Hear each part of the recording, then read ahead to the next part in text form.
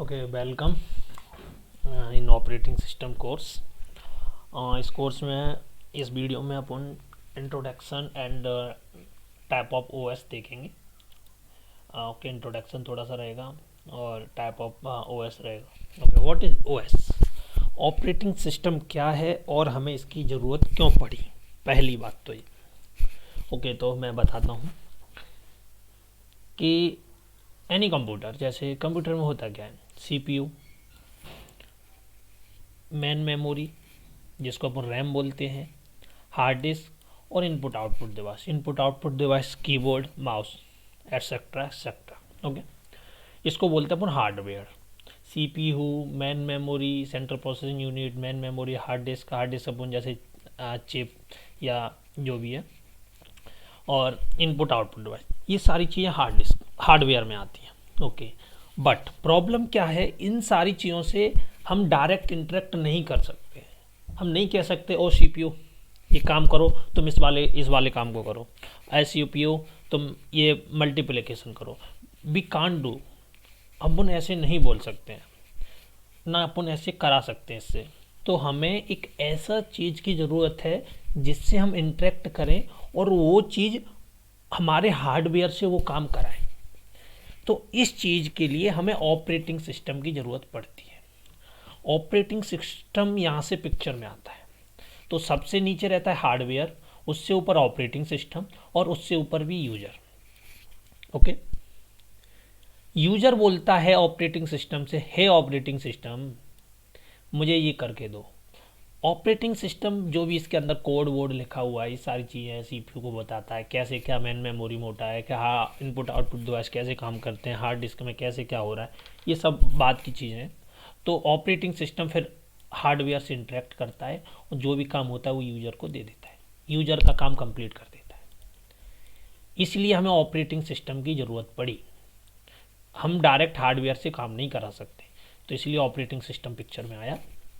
तो operating system की कुछ बेसिक्स डेफिनेशन है, बेसिक्स, वेरी बेसिक्स। ओके, ज़्यादा कठिन कोई भी नहीं लिखा हुआ है इसमें। एक बोलते हैं कि interface between user and hardware, है ना। हार्डवेयर ये रहा, यूजर ऊपर सबसे टॉप में, हार्डवेयर सबसे नीचे, उसके बीच में इंटरफेस है, ओएस काम कर रहा है। तो ये हो गया कंट्रोल प्रोग्राम, कोई भी प्रोग्राम है उससे कैसे कंट्रोल करता है, लाइक दिस। और हम बोल सकते हैं act like a government. Okay, हम थ्योरी पे थोड़ा कम ध्यान देंगे, जल्दी से मूव करेंगे, आगे चल के क्वेश्चंस करेंगे, प्रैक्टिकल चीज़ें करेंगे। ओके, गवर्नमेंट जैसे पूरा गवर्नमेंट मैनेज करती है ना, ये काम ये करेगा, ये काम ये करेगा, ये ऐसे होगा, यहाँ तक इतना बजट पास होना, ये सारी चीज़ें ऐसे ही ओएस का काम रहता है। ये जब रन होगा इसको उठाना है, फिर ये शेड्यूल करना है, ये रन होगा इसको शेड्यूल करना है, इसको, ये सारी चीज़ें ऑपरेटिंग सिस्टम करता है, वो हम आगे देखेंगे।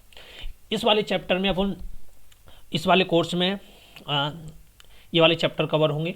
Introduction, process management, CPU scheduling, process synchronization, deadlock, memory management, virtual memory, file system और डिस्क सिस्टम, ये सारे अच्छे से कवर होंगे, एकदम डीप लेवल में कवर होंगे। हर चैप्टर खत्म होने के बाद डीपीपी क्वेश्चंस मिलेंगे, उनके सॉल्यूशन भी दूंगा मैं। एक बार पूरा कोर्स ख़त्म होने के बाद लॉट ऑफ क्वेश्चंस और प्रैक्टिस करेंगे, सारे गेट के जितने भी प्रीवियस ईयर के क्वेश्चन होंगे सभी करेंगे।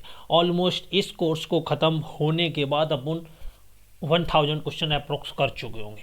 तो इस कोर्स को ख़त्म करने के बाद आपको गेट का किसी भी लेवल को किसी भी गेट के किसी भी लेवल के क्वेश्चन को करने में कोई भी प्रॉब्लम नहीं होगी, और यूनिवर्सिटी के तो छोड़ो ही बात, आराम से चिल।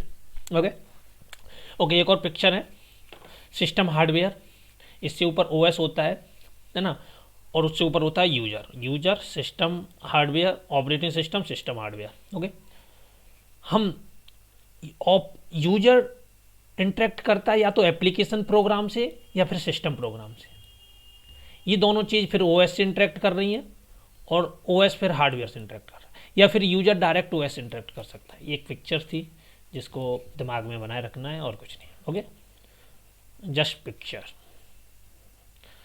इजी है, समझ में आ रहा है, ऐसे ही चलेगा, डोंट वरी। ओके, ओएस की सर्विस क्या क्या होती है, ओएस कौन कौन से सर्विस देता है। ओके, ओएस ये वाली सर्विस देता है जो लिखी हुई थोड़ा सा थ्योरेटिकल है, आगे चलेंगे जल्दी से, आगे चल के मज़ा आएगा तुम्हें। और ये जब चैप्टर देखेंगे अपन process management, CPU scheduling, process synchronization, very interesting chapter है, मज़ा आएगा।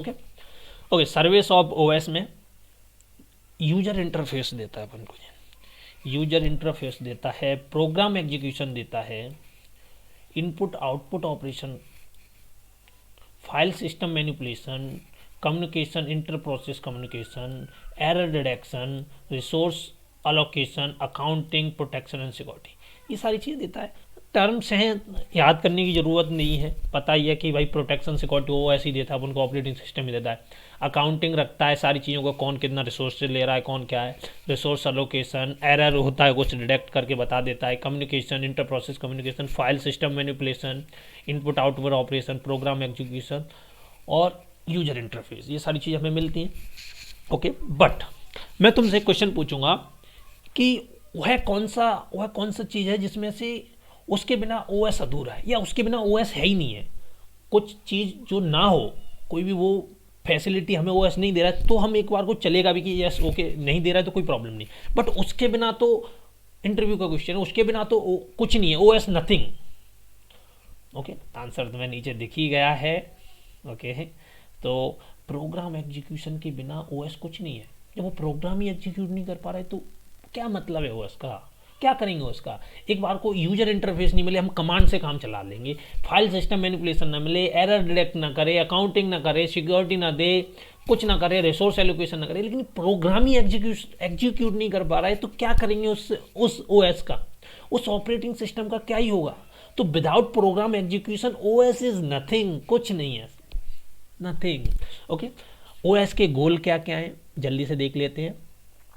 कन्वीनियंस, यूजर फ्रेंडली होना चाहिए, इफ़िशियंसी होनी चाहिए, पोर्टेबिलिटी होनी चाहिए, रिलायबिलिटी होनी चाहिए, स्केलेबिलिटी होनी चाहिए, रबस्टनेस होनी चाहिए। ओके इस आइटम्स आप जानते हो। ओके रिलायबिलिटी मतलब कि अफोर्डेबल, ऐसे नहीं ओएस तुमने बना दिया अफोर्ड नहीं कर पा रहे हैं लोग। इफिशियंटली होना चाहिए, पोर्टेबिलिटी होना चाहिए, मतलब ये नहीं कि उसकी तरह की, पोर्टेबिलिटी का मतलब ये है कि उसकी तरह जैसे मैक का सिस्टम होता है, इसमें ही चलेगा उसमें नहीं चलेगा, पोर्टेबिलिटी होनी चाहिए, किसी भी उसमें चल सकता है, ये सारी चीज़ें। ओके रबस्टनेस मतलब, रबस्टनेस का मतलब ये होता है कि कोई भी एरर आया, उस एरर की वजह से सारा प्रोग्राम बंद ना हो जाए।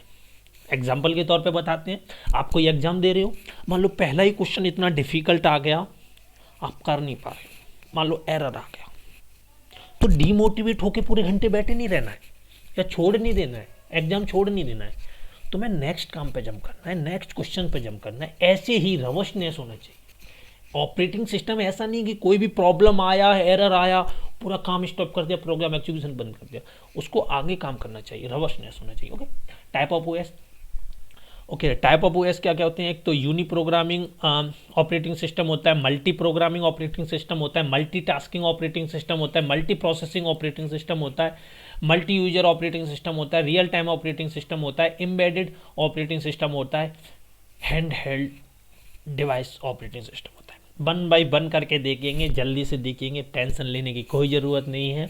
Uni programming operating system, what is uni programming operating, simple सी भाषा में बताऊंगा, चलो के कोई टेंशन वाली बात नहीं है।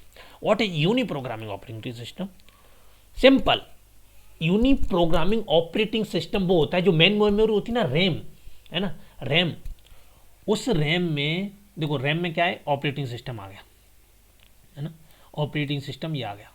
ओके उसी रैम में मान लो हार्ड डिस्क में अपनी सारी चीज़ें हार्ड डिस्क में रहती हैं, जितने भी प्रोसेस हैं वो हार्ड डिस्क में रहते हैं, process P1, process P2, process P3, मतलब कि ये एप्लीकेशंस होते हैं, ठीक है, जितने भी प्रोग्राम्स होते हैं, ये क्रोम है, ये सारी चीज़ें अपने हार्ड डिस्क में रहती हैं। जब भी अपन को इनको रन कराना होता है, ये ब्रिंग होके आ जाती हैं अपनी मेन मेमोरी में, ठीक है। मेन मेमोरी में यूनी प्रोग्रामिंग ऑपरेटिंग सिस्टम क्या करता है, मेन मेमोरी में एक ही प्रोसेस रह सकता है at a time. This OS allow only one process to reside in the main memory at a time. ये नहीं है कि यहाँ प्रोसेस P2 आ जाए नीचे, no, uni programming operating system ऐसा नहीं करने देगा, है ना। तो सिंपल सी भाषा है, uni programming operating system at a time एक ही प्रोसेस मेन मेमोरी रहता है। ओके तो ये गलत हुआ, गलत नहीं, इसके ड्रॉबैक्स क्या है?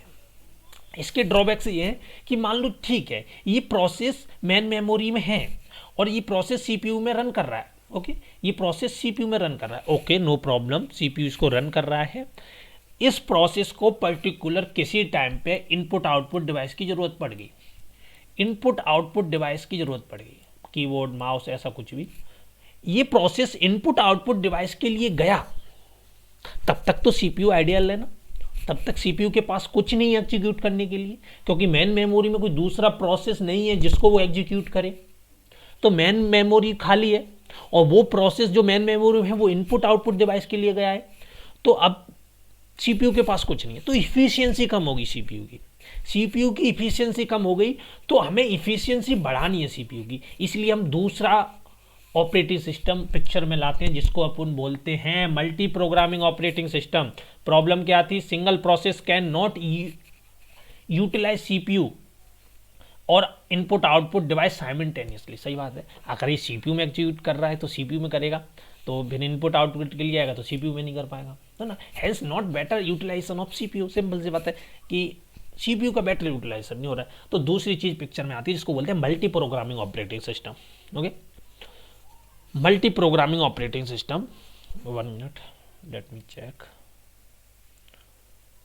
Okay, multi programming operating system, ये ऑपरेटिंग सिस्टम क्या करता है कि मेन मेमोरी में एट अ टाइम कितने भी प्रोसेस रह सकते हैं, इसको प्रॉब्लम नहीं है। This OS allow more than one process in the main memory, simple से होता है, P1 भी है, P2 भी है, P3, P4, P5, ओके, है ना। जितने प्रोसेस हैं उसी को बोलते हैं डिग्री ऑफ मल्टी प्रोग्रामिंग, है ना। मल्टी प्रोग्रामिंग तो number of process in the main memory at a time, उसी को बोलते हैं degree of programming. As the degree of multi programming increases CPU utilization also increases. हाँ, अब ये बोलेंगे कि अगर इसमें प्रोसेस बढ़ते जा रहे हैं, या मैं बोलूँ इसमें प्रोसेस मेन मेमोरी में ज़्यादा आते जा रहे हैं, या मैं बोलूँ डिग्री ऑफ मल्टी प्रोग्रामिंग बढ़ती जा रही है, तो सीपीयू का यूटिलाइजेशन बढ़ता जा रहा है। मान लो बहुत सारे मतलब 5 प्रोसेस है, कोई चल रहा था मेन सीपीयू में, वो इनपुट के लिए चला गया, तब तो P2 एग्जीक्यूट होगा, वो भी चला गया, P3 एग्जीक्यूट, P4, P5 ऐसे हो रहा है एग्जीक्यूट। बट ऐसा नहीं है कि मेन मेमोरी में जितनी डिग्री ऑफ मल्टी प्रोग्रामिंग बढ़ती जाएगी तो उतना ही सीपीयू का यूटिलाइजेशन बढ़ता जाएगा। No, at a certain limit, है ना, एट अ सर्टेन लिमिट, क्योंकि अगर ज़्यादा वो हो गया तो फिर कहाँ से सीपीयू का यूटिलाइजेशन ज़्यादा होगा, तो एट अ सर्टेन लिमिट, ठीक है।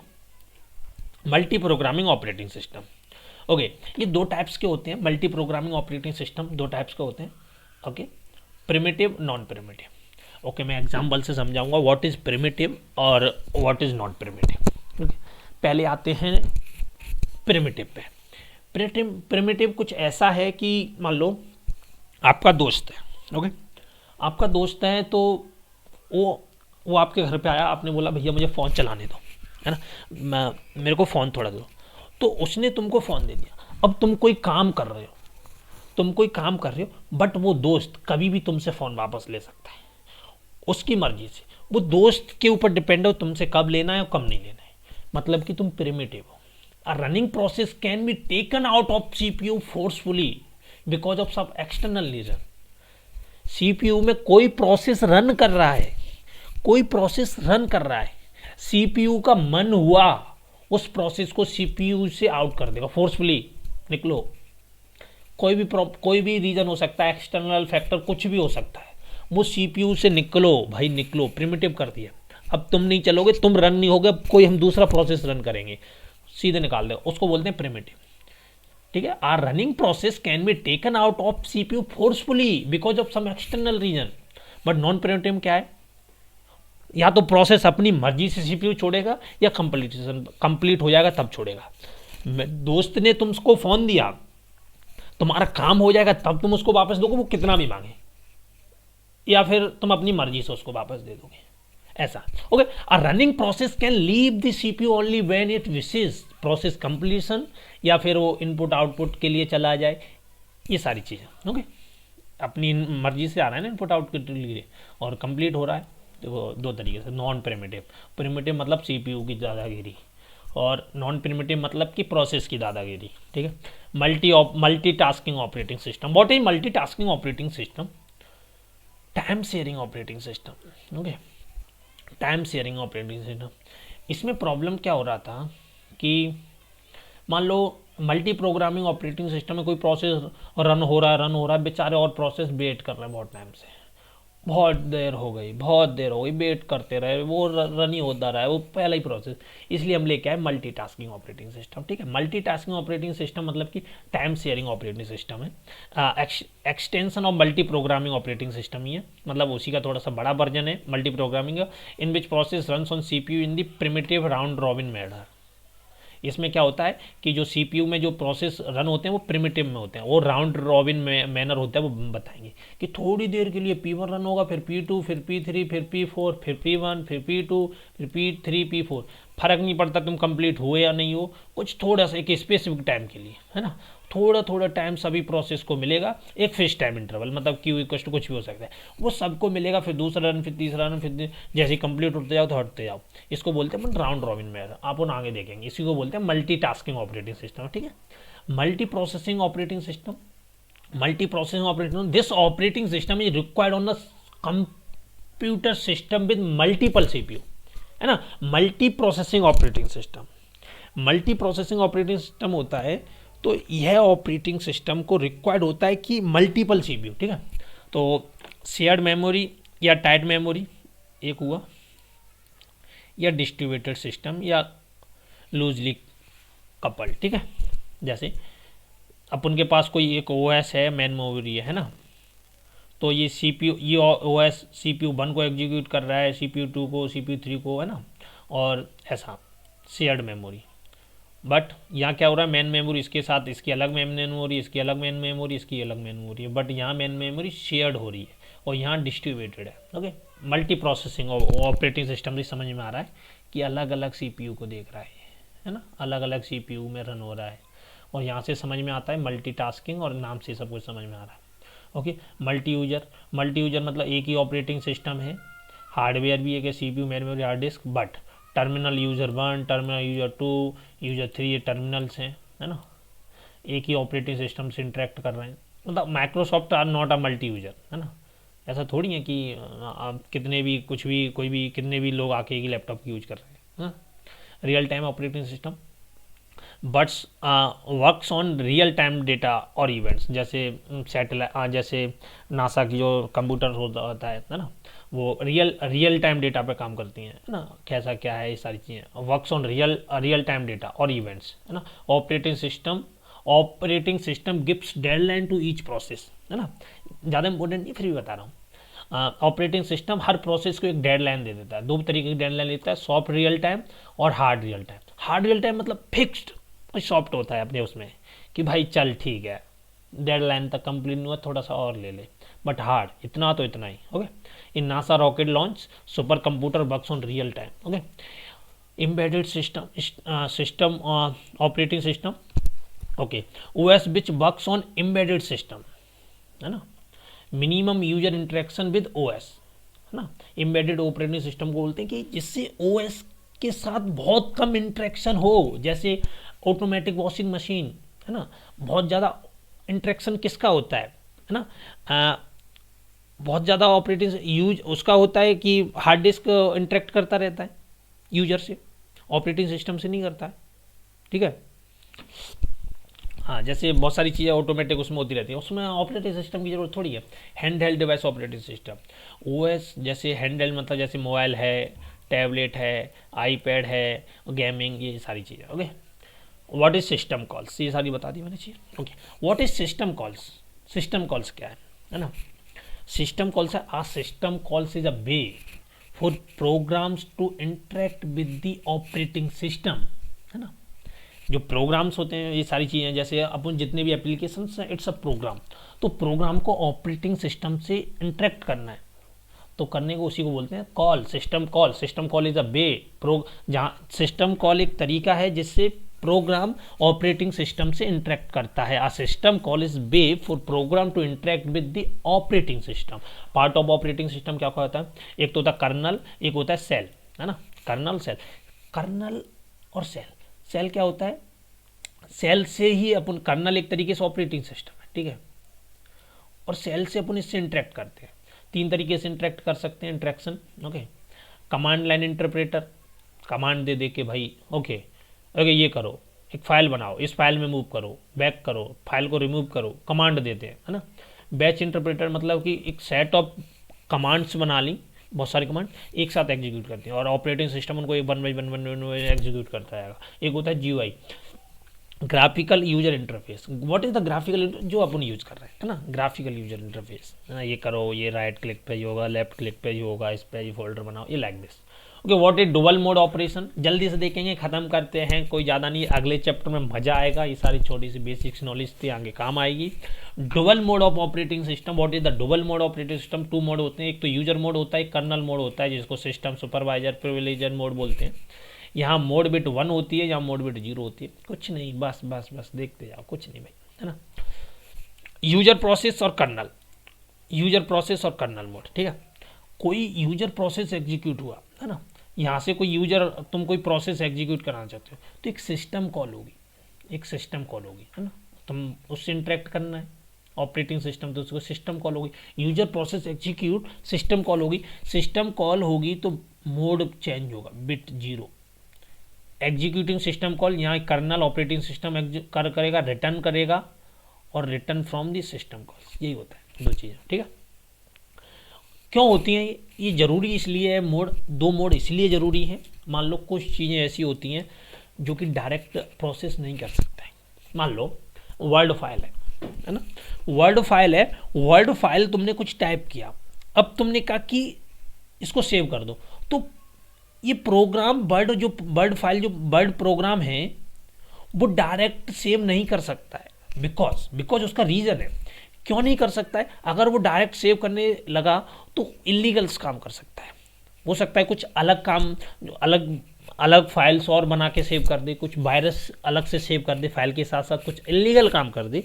इसलिए हम यूजर प्रोसेस को वो नहीं देते कि वो डायरेक्ट काम कर ले। उसने तुम ठीक है टाइप किया, अब तुम एक सिस्टम कॉल करोगे, ये प्रोग्राम बोलेगा hey kernel, hey operating system please save this file. User मांग रहा है भैया, यूजर बोल रहा है कि इस फाइल को सेव कर दो।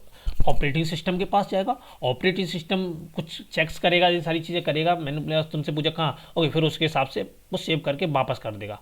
यस, वो बोलेगा यस प्रोसेस, मैंने फाइल को सेव कर दिया। इसलिए जैसे एग्जांपल में तुम अपने पापा के पास गए, पापा मुझे लैम्बोर्गिनी चाहिए, पापा ऑपरेटिंग सिस्टम है, तुम यूजर हो, है ना। तुम डायरेक्ट लैम्बोर्गिनी परचेज करने नहीं जा सकते, दिक्कत हो जाएगी, है ना, प्रॉब्लम हो जाएगी, तुम इलीगल काम कर सकते हो कुछ, है ना। तुम पापा से रिक्वेस्ट करोगे, हे पापा मेरे लिए लैम्बोर्गिनी लाओ ना, तो पापा एग्जीक्यूट करेंगे उस कॉल को, उसको चेक्स करेंगे कि ये वैलिड है या नहीं है, ये रिक्वेस्ट वैलिड है या नहीं है, ये प्रोसेस के द्वारा जो मेरे को रिक्वेस्ट दी गई है क्या वो वैलिड है या नहीं है, कोई इनवैलिड चीज़ तो नहीं है। पापा चेक करेंगे, हो अभी तो नहीं, बच्चा बिगड़ जाएगा, इसको लैम्बोर्गिनी नहीं, okay a process I can't do that, this is illegal thing, simple. तुम डायरेक्ट करने चलेगे तो दिक्कत हो जाएगी। तुम सब्जी वब्जी लेने जाते हो तो, या कुछ चीज़ चाहिए होती है, तुम पापा को जाके रिक्वेस्ट करते हो, पापा फिर जाएंगे उस काम को वो करेंगे तुम्हारे लिए।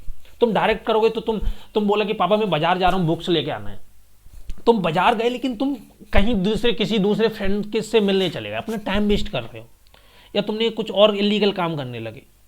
इसलिए तुम पापा से कहोगे, पापा तुम्हारे लिए बुक्स लेके आएंगे, वो एग्जीक्यूट करेंगे या वो डिसाइड करेंगे, ओके तुम कर लो ये काम, तुम चले जाओ, या फिर वो करेंगे तुम्हारे लिए। इसलिए ये पिक्चर में आता है डुअल मोड। ओके, आगे चल के बात करेंगे। अच्छा, ये तो बेसिक्स था। Okay, thank you so much. अपना introduction and type of OS खत्म होता है इधर। अपन नेक्स्ट चैप्टर में, नेक्स्ट वीडियो में बात करेंगे अपन शायद I think okay process management की। मज़ा आएगा, अच्छा है, इंटरेस्टिंग है, देखना। ओके, इसके लिए मैं DPP 1 देता हूँ जो अभी तक अपन ने किया है। DPP 1 का क्वेश्चन 1 का स्क्रीनशॉट ले सकते हो तुम, ओके, और क्वेश्चन 2 का नेक्स्ट वीडियो में अपन इसको डिस्कस करेंगे। क्वेश्चन 2, क्वेश्चन 3 सिंपल से क्वेश्चन है, थोड़ा सा बेसिक से। क्वेश्चन 3 सॉल्व करना है सबको, नेक्स्ट वीडियो में इसका मैं सॉल्यूशन दूंगा। क्वेश्चन 4, क्वेश्चन 5, क्वेश्चन 5 का स्क्रीनशॉट ले लो। आई थिंक क्वेश्चन 6 है ना, question 6, question 7, okay, question 7, okay, question 7, question 6, question 5, 4, 3, 2, 1। Okay, screenshot ले लिए। अगली वीडियो में अपन डिस्कस करेंगे। यहाँ अपना खत्म होता है introduction type of OS. Next video में देखते हैं। Bye, thank you so much.